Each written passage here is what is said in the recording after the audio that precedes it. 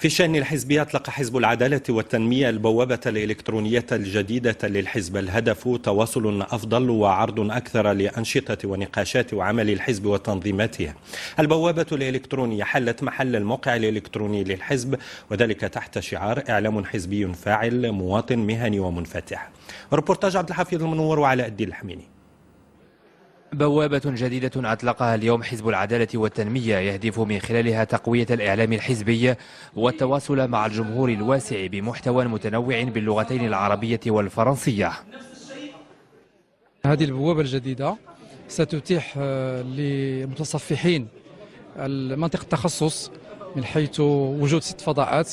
الفضاء الإخباري اللي هو فضاء رسمي يعني رئيسي يقدم الخبر الحكومي والحزبي والشأن العام الوطني والدولي للرأي العام، وعندنا فضاءات متخصصة. الفضاء المؤسساتي يقدم الخبر الحزبي ونشاط حزبي للرأي العام. الفضاء الجهوي 16 صفحة جهوية، كل جهة عندها صفحة تقدم الشأن الحزبي والشأن العام المجالي، وكذلك فضاء موجه للخارج لمغاربة العالم.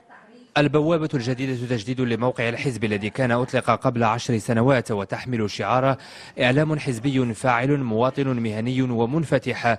الأمين العام للحزب يتمن إطلاق البوابة. ولمتعاطفين أولا حتى يتابعوا أخبارنا ويعثروا على وثائقنا وينظروا إلى تحاليلنا ويعني يعبروا عن آرائهم، وكذلك للآخرين.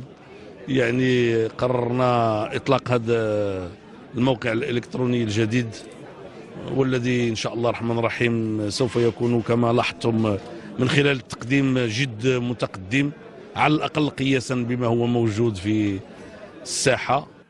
وفي ظل غياب جريدة حزبية، العدالة والتنمية يراهن على البوابة الجديدة للاستمرار في التواصل مع جمهوره بالكتابة والصوت والصورة.